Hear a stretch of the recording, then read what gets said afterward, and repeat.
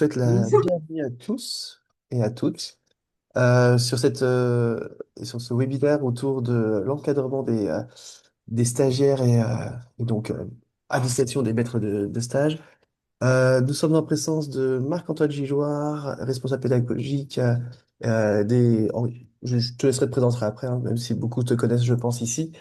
Donc, au sein de l'école de kiné pour le stage. Et Isabelle Fauché, qui est aussi responsable au niveau des stages, du service stage pour l'école.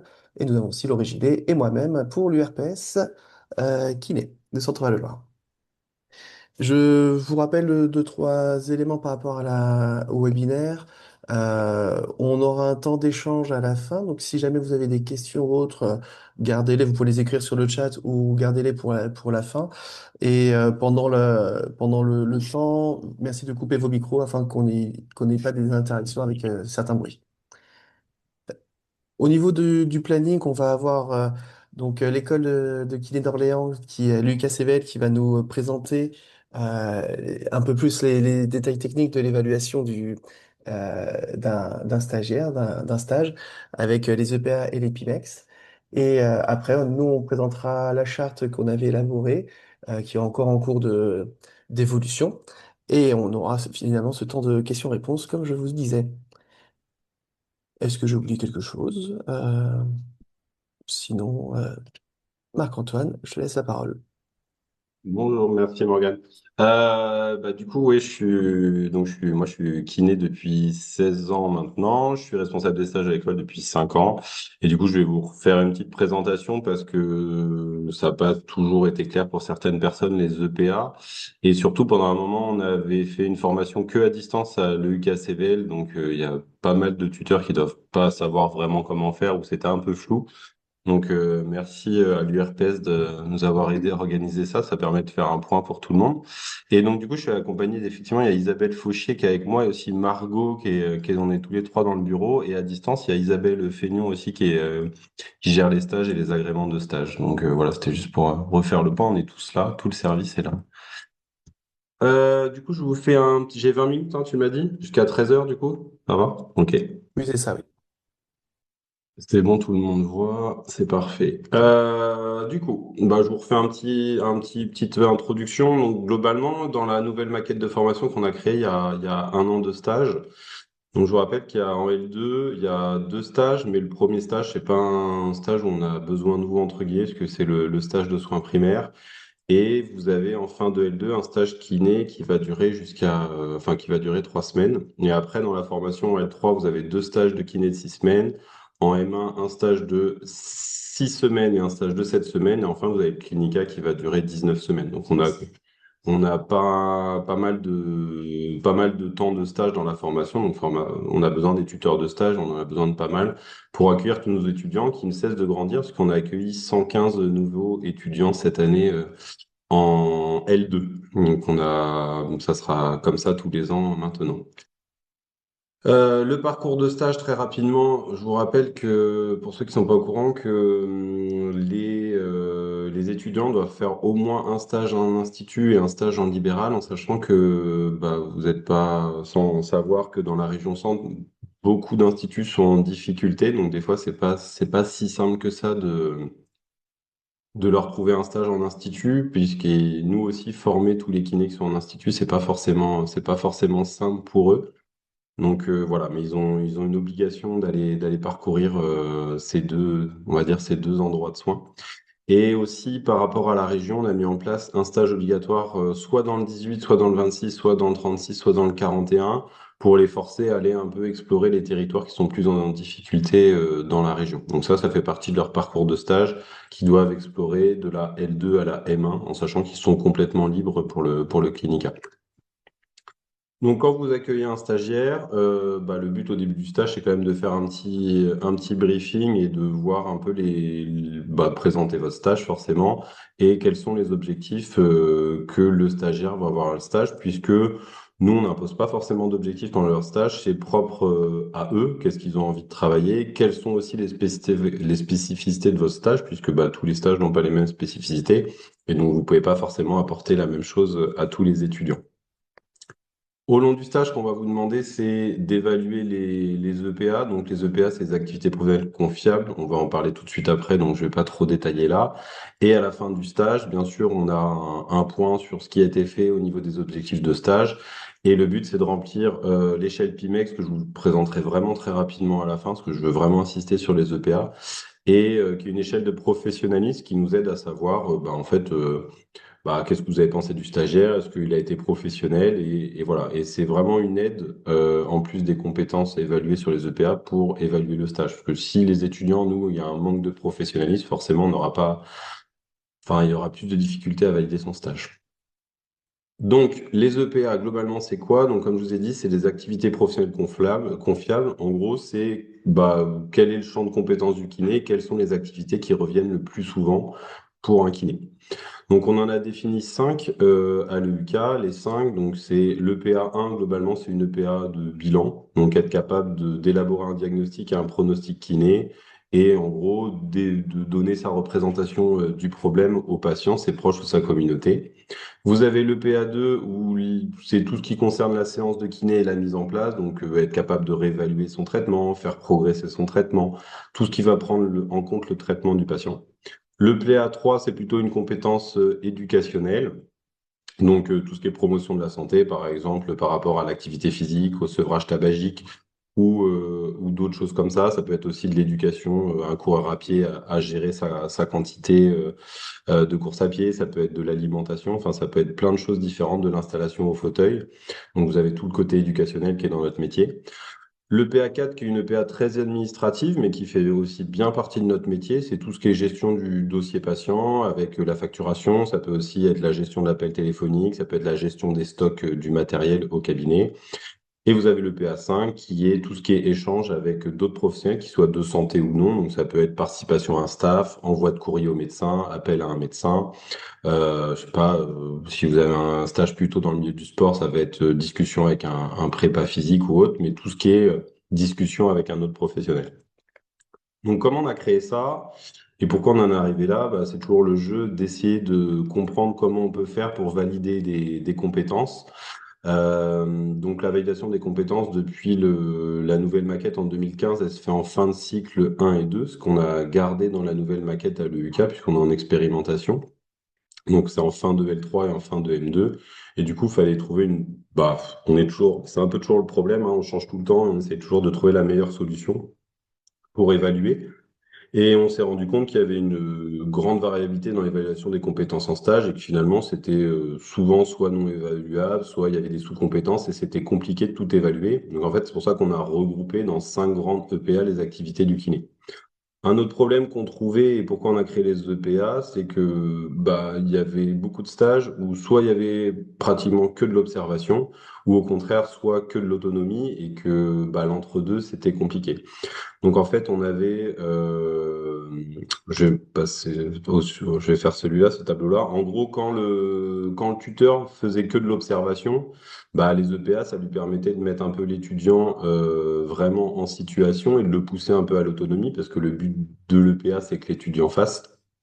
Et si un tuteur laissait beaucoup trop d'autonomie, bah souvent il ne mettait pas de supervision. Donc l'EPA, ça permettait d'avoir une supervision puisqu'il doit y avoir une note et il doit y avoir un débriefing. Donc en gros, on trouvait que c'était une bonne solution sur l'évaluation pour se dire, bon bah voilà, si le tuteur il veut rien que je fasse, bah à un moment, il faut que je m'entraîne à faire des EPA, donc il est censé quand même me forcer, enfin m'encourager à aller faire quelque chose. Et si vraiment il n'y avait pas de régulation, bah, une EPA, ça doit être régulé et ça permet de donner une note. Et du coup, le stagiaire, bah, ça lui permettait aussi de voir sa progression de stage en stage, donc pas forcément sur une situation précise, mais de se dire sur un bilan, si on prend une EPA1, bah, est-ce que j'ai progressé de stage en stage dans l'évaluation et dans la mise en place de mon bilan? Et du coup, d'identifier aussi, bien sûr, ces tâches qu'il avait à travailler, est-ce qu'il était plus déficitaire sur une EPA qu'une autre, et voir ce qu'il avait besoin de plus travailler. Le but, c'est de se dire sur une EPA, eh ben, plus vous avez confiance en votre stagiaire, bah, moins théoriquement vous allez avoir besoin de supervision. Donc en gros, le but, c'est de se dire sur l'évaluation des EPA, c'est de se donner un peu un point initial. Vous allez l'évaluer, faire une EPA formative, pas forcément donner une note tout de suite, et vous allez vous dire, bah, où en est mon stagiaire par rapport à cette tâche pour tel patient. Et selon le niveau qu'il va acquérir à son EPA, vous allez savoir si vous avez besoin, vous pouvez lui laisser plus ou moins d'autonomie, en vous rappelant que toujours le but de l'apprentissage, dans tous les cas, c'est de laisser un maximum d'autonomie à l'étudiant, puisque c'est comme ça qu'on apprend, c'est certainement pas en regardant quelqu'un d'autre faire. Donc en gros, les EPA, vous en avez 5 et vous donnez une note aussi de 1 à 5. On va prendre la partie droite puisque elle est un peu plus facile à comprendre. Mais en gros, si vous donnez 1 sur 5 à votre stagiaire, c'est que le stagiaire, il sait pas du tout ce que c'est, il a été obligé d'observer et parce que c'est pas une pratique qu'il connaît ou il l'a jamais vue. Et donc là, il a forcément une note de 1. La note qui donne 2 sur 5, c'est une supervision directe, c'est-à-dire que le stagiaire, il a déjà vu la situation, mais soit il réalise pas bien son geste du tout, soit il a vraiment pas compris ce qu'il fallait faire, et là vous êtes obligé de le superviser vraiment directement. Une supervision indirecte donne une note de 3 globalement, c'est que le stagiaire, il a globalement compris ce qu'il fallait faire, mais il y a quand même quelques petites imperfections, en tout cas il faut rester assez proche pour se dire est-ce que mon stagiaire il fait bien les choses. Et la note de 4, c'est globalement supervision indirecte à distance. Donc là, par exemple, vous avez assez confiance en votre stagiaire, vous savez que vous n'avez pas forcément besoin d'être là, en tout cas, vous supposez que vous n'avez pas besoin d'être là. Et quand il rentre, quand il a fait sa séance, vous vous rendez compte que quand vous faites le débriefing avec lui, il y a quelques petites choses encore qui sont peut-être pas bien comprises, mais des choses qui sont plutôt assez minimes et qui ont besoin d'être vues. Et enfin, la note de 5, c'est la note maximale. C'est l'étudiant, il a tout compris à la situation et il est même capable, il a tellement bien compris qu'il est même capable de l'expliquer correctement à d'autres stagiaires. Donc, je vais vous expliquer un peu comment ça se met en place, mais globalement, le but, on peut prendre l'échelle de gauche aussi qui est utilisée par nous. C'est en gros 1, voilà, le stagiaire, j'ai dû le faire, le stagiaire n'était pas capable. 2, j'ai dû lui expliquer comment le faire, c'est ce que je vous ai dit. 3, j'ai dû le guider à l'occasion. Le 4, je devais être présent au cas où, en tout cas, je peux pas le laisser complètement en autonomie. Et 5, j'ai vraiment pas besoin d'être présent, j'ai pleinement confiance. Avant d'en arriver à ces notes-là, on est bien d'accord que, par exemple, si vous avez un lieu de stage où vous avez une pratique très atypique et que l'étudiant n'a jamais vu cette pratique, ça peut être intéressant. Enfin, c'est même pas intéressant. C'est sûr que s'il a jamais vu de drainage lymphatique et que vous lui demandez de faire un drainage, ça va pas être possible. Vous allez forcément lui mettre la note de 1. Donc, dans l'idéal, c'est pas de le noter sur ça dès le premier coup, mais au fur et à mesure, si vous faites beaucoup de drainage, il va apprendre, il va vous voir faire au début, vous allez le laisser pratiquer, et quand vous voyez qu'il a bien compris la chose, là, vous allez pouvoir le mettre en situation et être sûr qu'il a bien compris ce qu'il fallait faire. Ça, je vous le passe très vite fait. Je pense que je vous laisserai mettre pause quand il y aura le replay si vous voulez regarder ça. Mais globalement, c'est des exemples de PA en libéral et en structure. Donc, je vous laisserai regarder ça à tête reposée. Ça vous donne des exemples si vous avez besoin parfois d'avoir des exemples. Et ce qui est intéressant, c'est que ce sont des exemples, on va le voir juste après, qui sont aussi selon le niveau d'études de l'étudiant, puisque c'est ça qui va être très important dans la mise en place d'une EPA. Ça, c'est pareil, c'est des ressources que vous pouvez retrouver sur Selene. Comme ça, vous y avez accès aussi avec la vidéo, où vous pouvez trouver des ressources de présentation et des vidéos sur les EPA. Donc, mettre en place une EPA, comment on fait? La principale chose, c'est pour ça que c'est en rouge, c'est surtout de trouver une situation adaptée au niveau de l'étudiant. Il y a beaucoup de retours par rapport à l'évaluation des EPA où on nous dit c'est un étudiant L3, je peux pas lui mettre 5 ou autre. C'est qu'en fait, il faut choisir bien sa situation.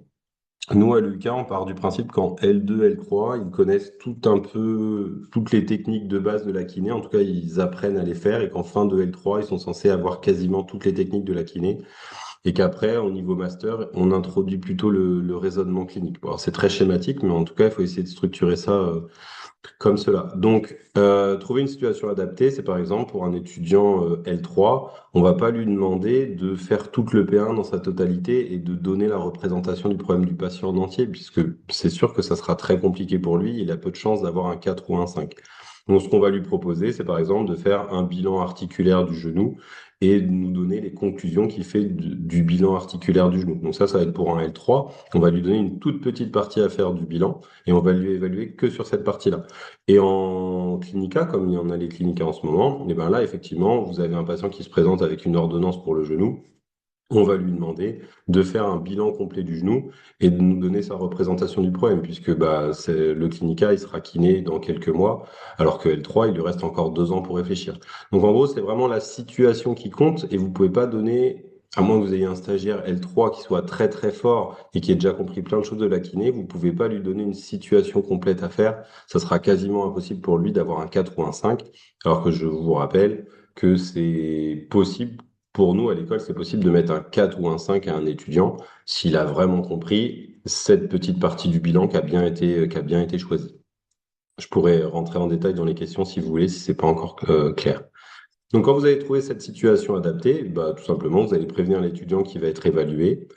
Alors ça, c'est dans la théorie, mais en fait, il y a certains étudiants que ça stresse. Donc ça, demandez à votre étudiant avant s'il préfère être prévenu ou pas, parce que par expérience, je sais que des fois, quand ils sont évalués, ils font des moins bonnes choses que si vous les prévenez pas. Donc ça, c'est un peu le stress. Donc, faites réaliser cette EPA. Et après, ce qui est important, c'est de prévoir ce temps de débriefing où d'abord, l'étudiant, il va faire un peu son autocritique. Donc, l'autocritique, ça peut être de la critique positive comme négative. Et il va s'auto-évaluer. Donc, lui-même va se mettre une note, entre 1 et 5 par rapport à l'EPA.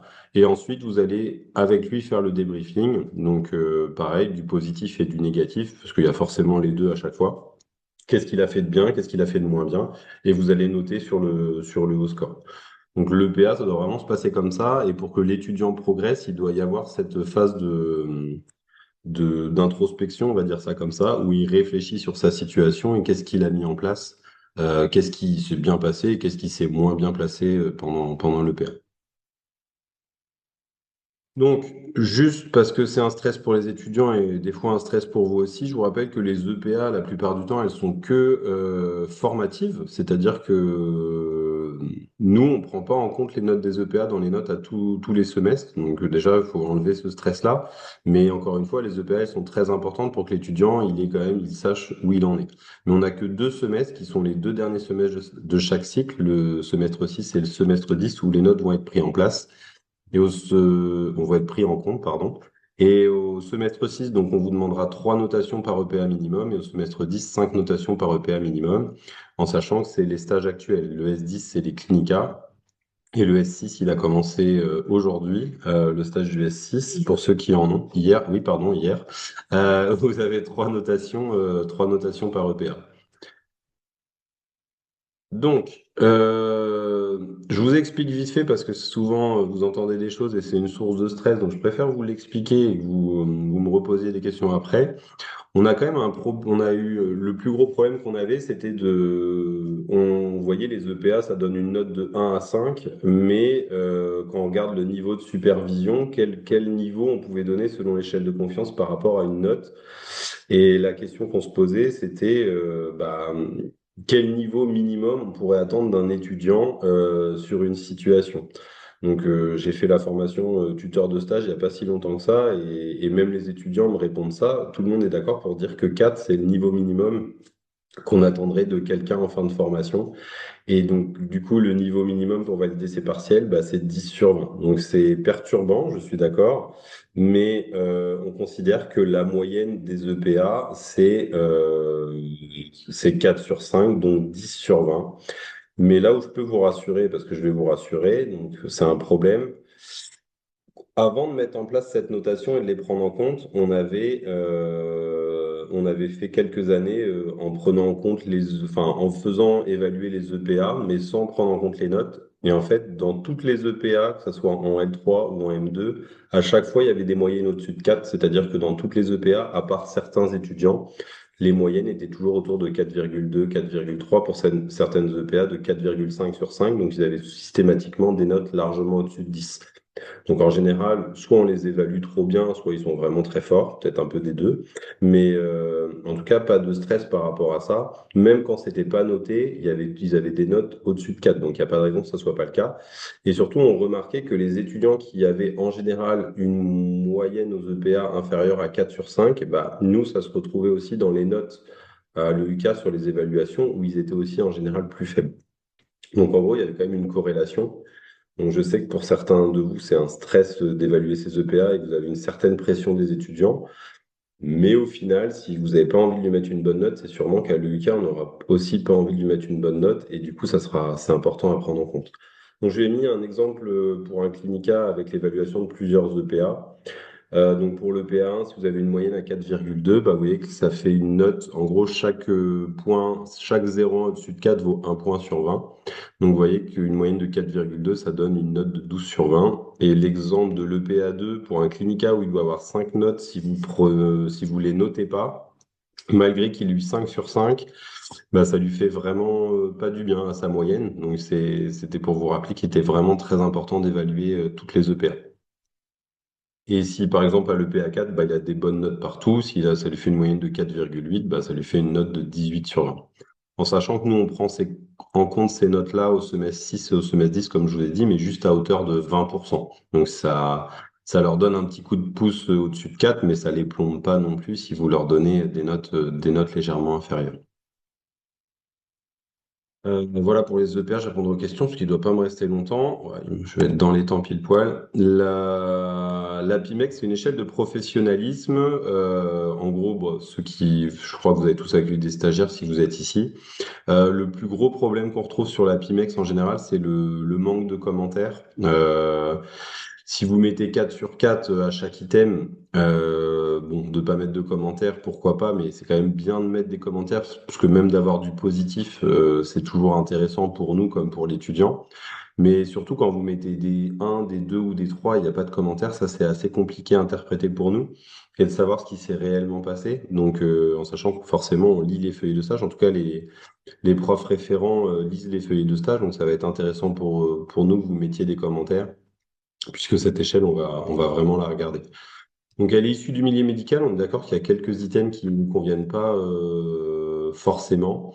Donc, je vous la représente, mais enfin, vous la connaissez normalement bien. Et du coup, ce qui va être important, voilà, c'est vraiment de mettre des commentaires. Et à la fin aussi, des fois, on a vraiment commentaires sur la proposition de validation du stage. On a juste un bon stage. Euh, c'est un peu léger parfois, donc franchement, n'hésitez pas. Je sais que ça prend un peu de temps, mais à mettre des commentaires pour nous dire aussi que ça s'est vraiment bien passé et ce que vous pensez de l'étudiant. Et je crois que c'est bon pour moi, parce qu'après, ça part sur autre chose, c'est au cas où.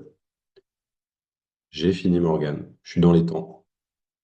Parfait, t'as été pile poil dans les temps. Et t'as été très clair aussi, ce qui est très bien. Oh, donc, Merci. s'il y a des questions sur cette partie-là, voilà, comme je vous dis, il y aura un petit temps dans une dizaine de minutes. Vous pouvez les écrire sur le chat et puis après, sinon, ça sera à l'oral. Parfait, bah, merci beaucoup Marc-Antoine. Pour la suite de ce webinaire, on voulait vous représenter la charte euh, de, de l'URPS Kiné Centre-Val-de-Loire sur l'encadrement de stagiaires, donc pour être maître de stage. Et c'est cette charte dont vous vous engagez à respecter, que vous vous engagez à respecter lorsque vous demandez une gratification auprès de l'URPS Kiné Centre-Val-de-Loire pour avoir encadré un stagiaire. Je vais pas forcément vous la lire factuellement, mais c'était pour pouvoir vous présenter des points importants dessus. Notamment au niveau de la critère de qualification de maître de stage, euh, l'idée c'est de pouvoir avoir au moins 4/5 de sa pratique en masso-kinésithérapie. Si vous avez des pratiques autres, voilà, le mieux c'est de pouvoir présenter ce qu'on fait en kiné et pas dans d'autres activités. Euh, pour pouvoir aussi être qualifié comme maître de stage pour l'URPS Kiné, c'est de participer régulièrement à des activités de développement professionnel continu, d'avoir une documentation et de posséder une documentation accessible à jour auprès du stagiaire, afin aussi de pouvoir montrer cet engagement dans les démarches de mise à jour et aussi pour que les stagiaires, lui, puissent faire cette recherche de son côté. C'est aussi avoir une organisation de cabinet qui soit conforme aux pratiques reconnues, donc à la fois sur la convention avec l'assurance maladie d'un côté et aussi par rapport à d'autres codes de déontologie. Donc voilà, respecter cela, puis aussi si possible respecter enfin, les normes d'accès handicap, de sécurité et ainsi de suite. Au niveau de l'engagement pédagogique, donc, le point important, c'est d'avoir fait une formation autour de la supervision clinique ou de l'encadrement de stagiaires, donc comme celle que propose l'école de kiné. Donc, quand vous accueillez des stagiaires de Lucas Sevel, c'est obligatoire d'avoir fait une formation avant, mais si vous accueillez des stagiaires d'autres instituts, ce n'est pas forcément obligatoire, mais pour la gratification dans ce cadre-là, nous, on vous demande d'avoir suivi une formation. Donc, celle de l'école de kiné, par exemple, c'est très bien. Il y a un MOOC en ligne aussi qui permet de faire cette supervision clinique. Ça peut être aussi quelque chose à fournir comme preuve. Donc voilà, donc c'est ça. Et puis après, c'est aussi globalement accepter les retours votre activité pédagogique par l'UKCVL, par l'organisme de formation de votre stagiaire. Si jamais voilà, il y a des remontées qui peuvent être faites par leur part, bah, c'est pouvoir les prendre en compte et les accepter et les modifier pour pouvoir évoluer dans votre pratique de maître de stage. Toc, toc, toc. Au niveau de l'environnement du cabinet, euh, là aussi, avoir un nombre de patients suffisant pour que le stagiaire puisse voir différentes pathologies, différentes personnes, patients, et afin qu'il puisse évoluer dans sa pratique. Et dans l'autre point qui me semble important à vous dire là, c'est au niveau de l'espace et de l'équipement, de pouvoir permettre aux tuteurs et à l'étudiant de pouvoir effectuer leur prise en charge simultanément ou successivement. En tout cas, voilà, d'avoir une organisation de cabinet qui permette d'accueillir un stagiaire et qui puisse lui aussi exercer la profession qu'il apprend. Au niveau des droits-devoirs, donc c'est pouvoir justement faire le suivi de recommandations définies par l'école de kiné, réaliser des bilans aussi avec votre stagiaire. Ça, c'est à mon sens important quand vous accueillez un stagiaire, c'est d'avoir ce temps initial de bilan, de faire le point avec lui sur les attentes de son institut de formation, de ses objectifs à lui aussi, et de pouvoir voir comment on pourra l'accompagner pendant le stage. Ça, c'est le premier point. Après, faire un bilan, soit du stage, soit à un moment en milieu de stage, donc une sorte de bilan intermédiaire pour éventuellement réévaluer si les objectifs sont atteints ou en cours d'atteinte, ou s'il faut recadrer un peu le stage. Et enfin, un bilan final pour justement faire cette évaluation que Marc-Antoine parlait tout à l'heure. Voilà globalement les différents points. Alors, il y a d'autres points sur la charte, mais là, je voulais prendre que 5 minutes pour vous reparler de cette charte-là. Je vous engage à la relire aussi la prochaine fois que vous demanderez une gratification auprès de l'URPS Kiné. Et après, voilà, si vous avez des questions par rapport à cela, on est aussi disponible juste après. Voilà, je voulais prendre que 5 minutes.